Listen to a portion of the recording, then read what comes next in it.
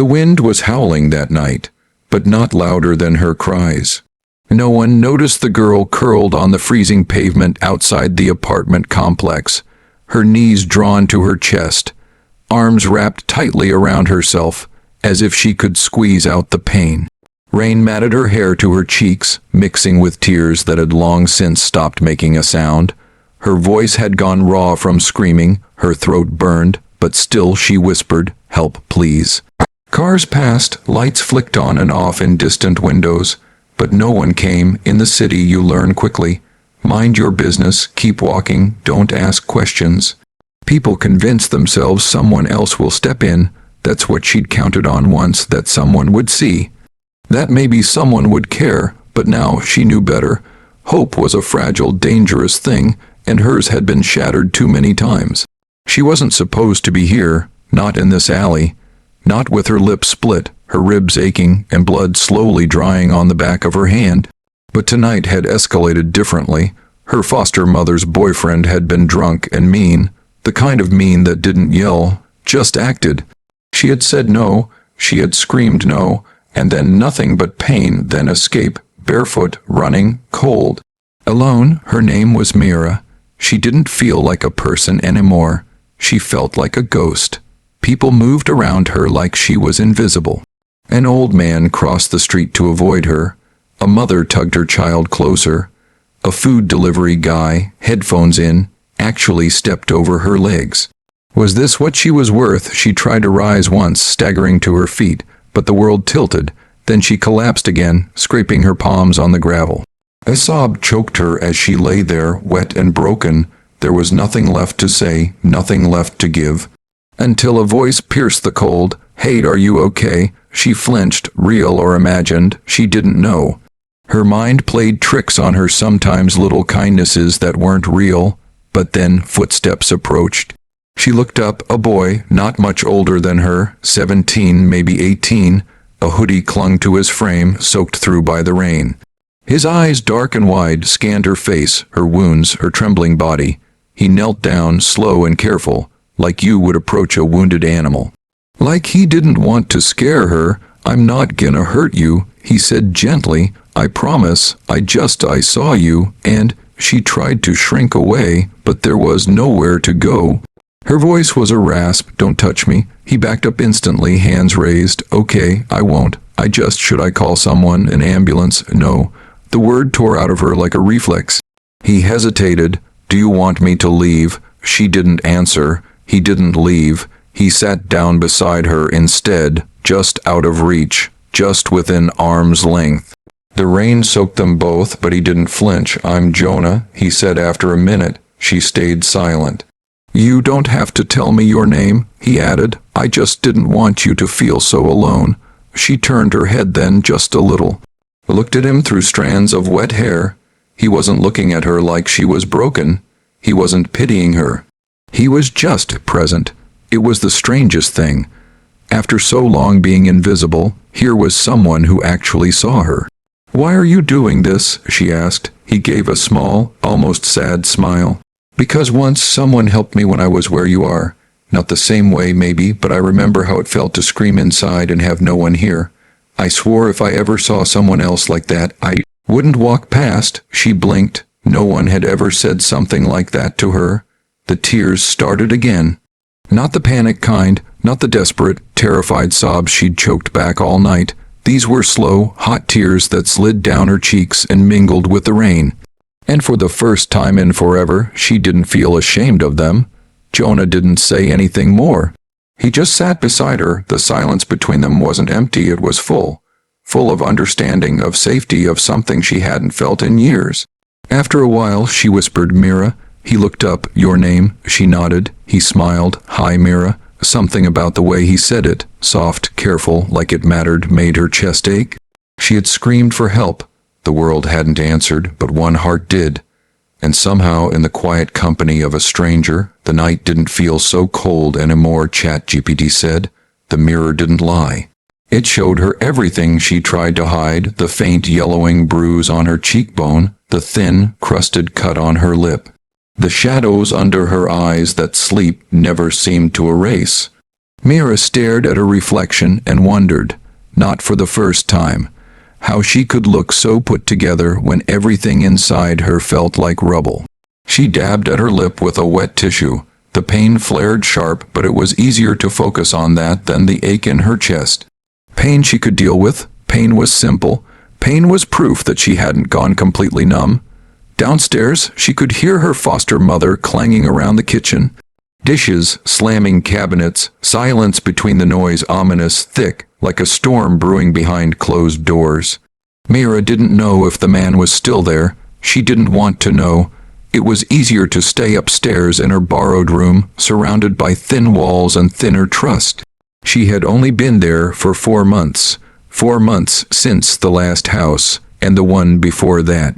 Mira had stopped counting the moves. Every place was a temporary shelter, a holding cell until someone gave up or something exploded. She learned to carry her life in a backpack. She learned to smile enough to seem manageable, but quiet enough to be forgettable. She didn't want to be remembered by the wrong people. No one ever asked about the bruises, not the teachers, not the neighbors, not the social workers who came once a month and smiled like they weren't already thinking about the next girl in line. Mira had become an expert at hiding things. Her face was calm, her grades were fine, she didn't fight back. She didn't cry in public, and no one dug deeper than they had to, but Jonah did. That night in the rain had been real. It hadn't been a dream, and she knew that because she remembered the way he looked at her, not with pity, not with disgust, just concern, like her pain mattered, like she mattered. It unsettled her in ways she couldn't explain. Because kindness didn't feel safe, it made her guard slip. He hadn't tried to fix her. He hadn't asked 100 questions.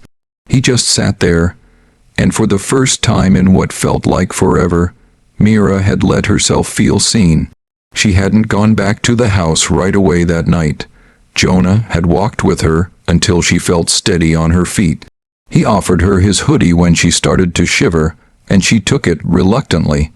It was still draped over her desk chair now, weeks later. She hadn't returned it.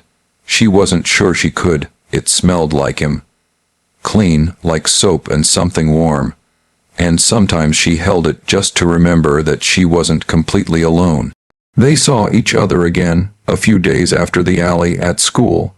He was sitting on the steps near the back entrance, earbuds in, sketchbook on his knees. She hesitated when she saw him, unsure. But he looked up and smiled that same quiet smile, and she found herself walking toward him before she even made the decision. They didn't talk about that night, not at first. They talked about small things, music, the weird art teacher with the lazy eye, how the vending machines always stole your money. He made her laugh once, really laugh, and it scared her. She wasn't used to what her voice sounded like when it wasn't muffled by fear.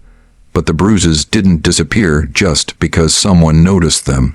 At night, the man still lingered in the house like smoke, staining everything, choking her in silence. He didn't touch her again, but his presence was enough. The glances, the smirks, the way her foster mother never asked where Mira had gone that night. Never asked why her lip was cut. Never asked anything at all. It was easier to pretend. Mira learned to smile through it. She wore long sleeves. She said she tripped on the stairs. She laughed when someone asked if she was okay.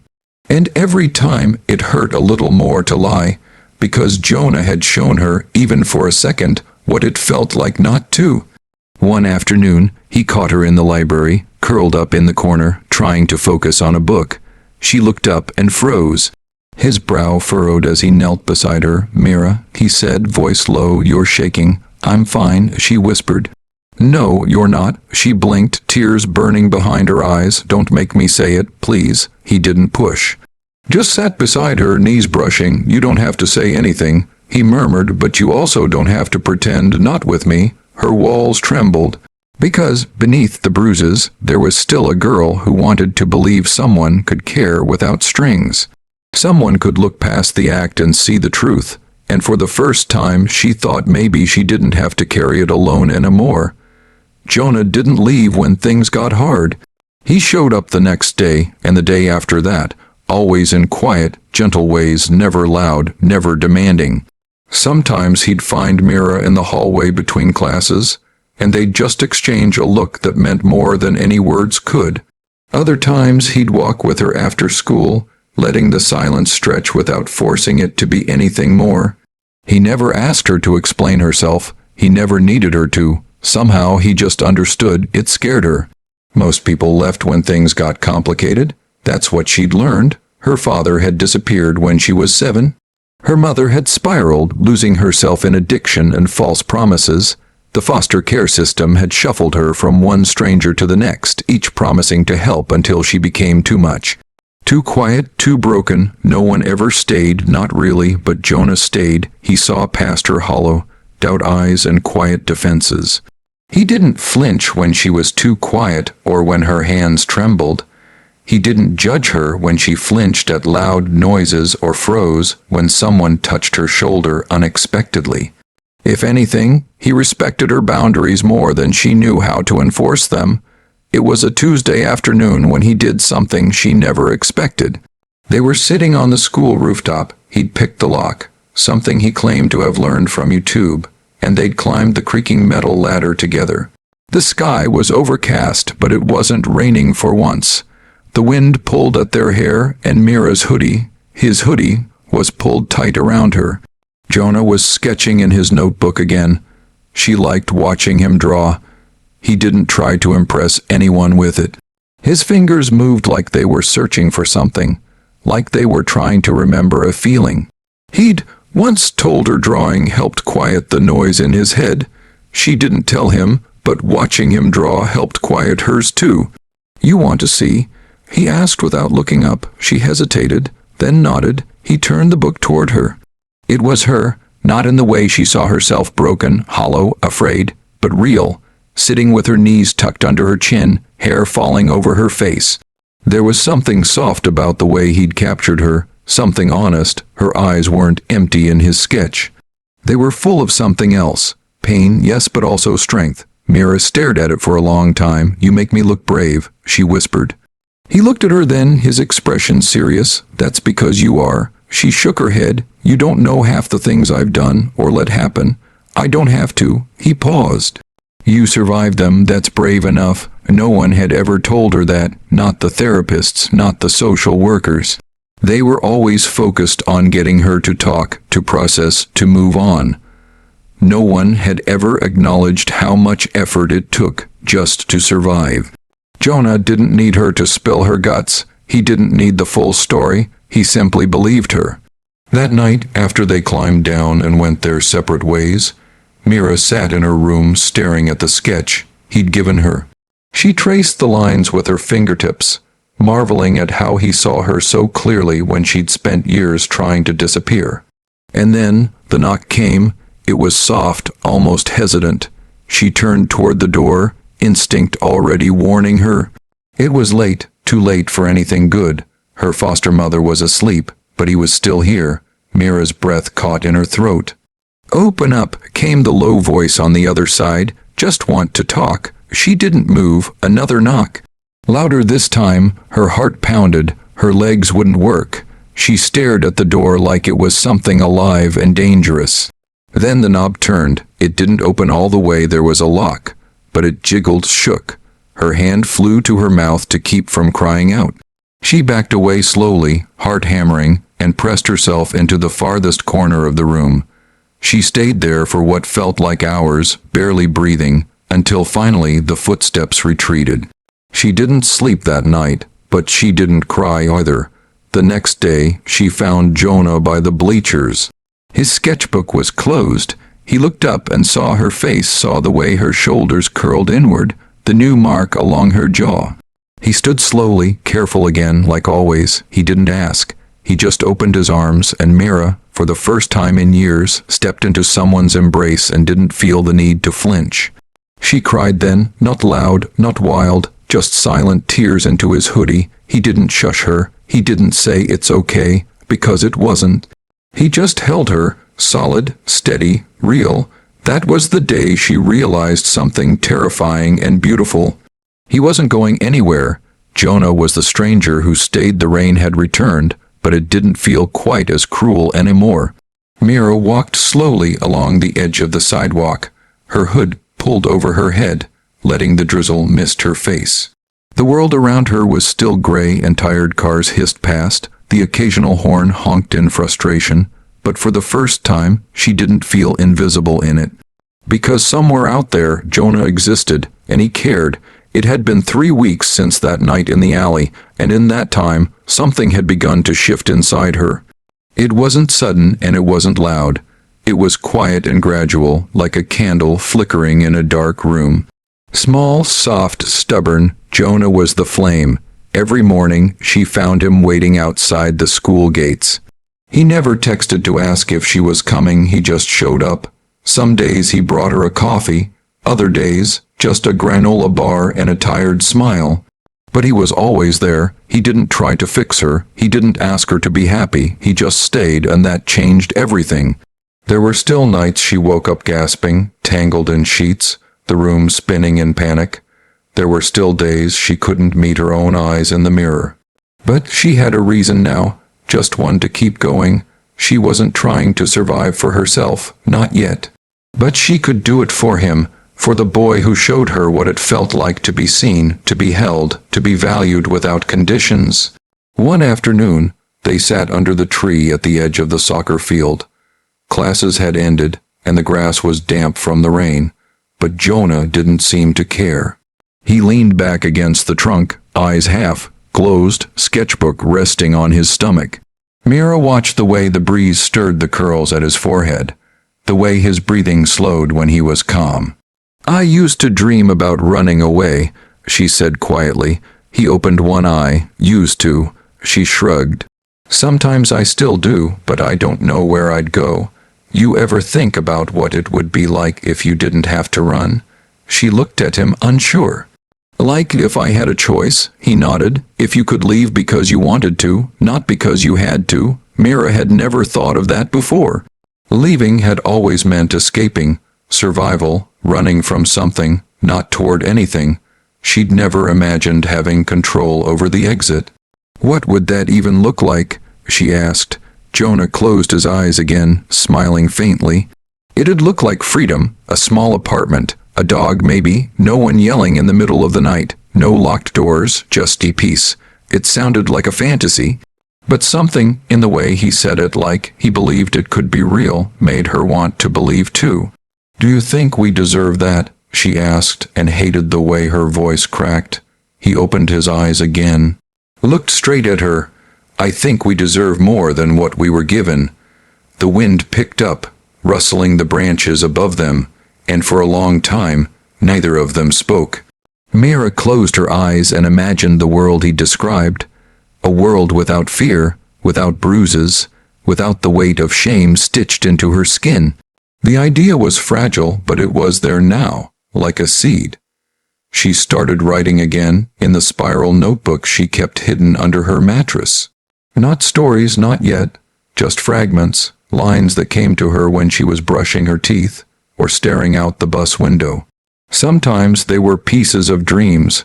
Sometimes they were memories she wasn't brave enough to say aloud. But Jonah saw the notebook once, and he didn't laugh. He didn't ask to read it either. He just looked at her like he already knew what was inside was important. That weekend, he took her to the art museum downtown.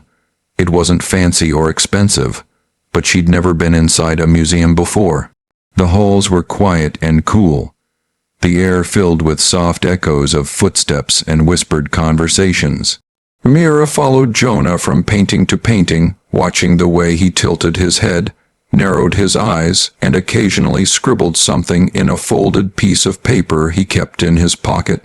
At one point, she stood in front of a massive canvas, colors smeared in chaotic swirls. A woman curled in the middle of it, hands covering her face. "She looks like she's hiding," Mira murmured. Jonah nodded beside her, or maybe trying to come out of hiding. Mira stared at the painting a while longer. Later he bought her a hot chocolate from the cafe inside the museum. They sat on the bench outside, steam curling from their cups. "Thank you," she said. "For what?" "For not giving up on me." He looked at her, then really looked at her like he was about to say something huge. But instead, he said, "I never even thought about it." A small smile crept onto her lips before she could stop it. Maybe healing didn't look like big, dramatic transformations. Maybe it was tiny moments like this, soft words, shared silences, unexpected art. A flame in the rain, that's what Jonah was, and now maybe, just maybe, that flame was catching inside her too. The room was quiet. Mira sat at the edge of her bed, notebook open in her lap, pen trembling in her fingers. The page was blank, but her heart was full, too full. For days now, something had been building inside her, a pressure, a weight, but not the kind she used to carry. This was something new, a voice, hers, and tonight it was finally ready to speak. She lowered her head and began to write. The words didn't come out neat. They stumbled, they scratched. But they were hers, and they poured out in jagged fragments. The sound of footsteps outside my door, the first time someone said my name like it mattered. The ache that doesn't leave even when bruises do. The boy who sat beside me when no one else would. She didn't know how long she wrote. Time folded in on itself. At some point, her hand cramped and tears blurred the page, but she kept going. When she finally stopped, the notebook was heavy in her hands, filled with truths she'd never dared speak aloud. She stared at it, breathing hard. And for the first time in years, she didn't feel like she was drowning. She felt like she was surfacing. The next morning was gray, foggy. She pulled Jonah's hoodie over her head, still too big, still too warm, and slipped the notebook into her backpack. Her steps were slow but certain. At the front door, her foster mother gave her a glance and a shrug. No words, no questions. Mira didn't expect them anymore. But this time, she didn't feel hollow walking away. She felt brave. At school, she found Jonah leaning against the usual tree near the back field, earbuds dangling, sketchbook open in one hand. He looked up and grinned when he saw her. "You're early." She sat beside him, fingers still curled around her backpack strap. "I wrote something," she said. Her voice felt strange in her own mouth, firm, clear. Jonah's eyes widened a little, but he didn't speak. He just waited. She reached into her bag, pulled out the notebook, and handed it to him. His fingers closed around it slowly. "Are you sure?" She nodded. He opened the first page, and she waited. It took a long time for him to read it all. The pages were messy, full of raw thoughts and tangled pain, but he read each one without rushing, without reacting. Occasionally, he paused, eyes tightening. Once he wiped at the corner of his eye, but he never looked away. When he finished, he closed the notebook and rested his hand on top of it. Then he turned to her. "Mira," he said softly, "you're the bravest person I've ever met." She didn't answer at first. Her throat tightened. "I thought I'd always be broken," she whispered. "I thought if people ever saw the truth, they'd run." "I saw it," Jonah said, "and I stayed. That broke her." Not in the way she used to break silently, bitterly. This was different. Her tears came fast and unfiltered, and she didn't try to stop them. She cried into her hands, her shoulders shaking, and Jonah moved beside her without a word, wrapping his arms around her. He held her as she wept, like it was the most natural thing in the world, not something to fix, just something to feel. And when the crying passed, leaving her hollowed and light, she leaned against him and exhaled deeply. "I want to get out," she said. "I want to leave that house." Jonah was quiet for a moment. "Do you want help?" She nodded. He pulled out his phone, opened a note. "Tell me everything, whatever you're comfortable sharing, names, dates, anything they need to know." That afternoon, they walked to the counselor's office together. Mira clutched her notebook in her hands like a lifeline. Her legs trembled the whole way down the hall, but she didn't turn back. Jonah walked beside her, close but not pushing, like always. Inside the office, she sat down and opened her notebook again, and for the first time in her life, she told the whole story. Not just the bruises, not just the fear. She told them about the nights she slept fully clothed in case she had to run. About the way her foster mother looked through her like she wasn't there. About the way silence had become her only defense. And when she was done, the counselor didn't rush her. She didn't question her strength. She just nodded slowly, gently, and said, "Thank you for trusting me." That night, Mira didn't go back to that house. She stayed at a temporary shelter, just a plain room with a twin bed and a buzzing light, but she slept through the night for the first time in months. She dreamed of color, of safety, of possibility. She dreamed of her own voice rising through the dark. When she woke up, she smiled, not because everything was fixed, not because the pain was gone, but because she had finally spoken. And the world had finally listened.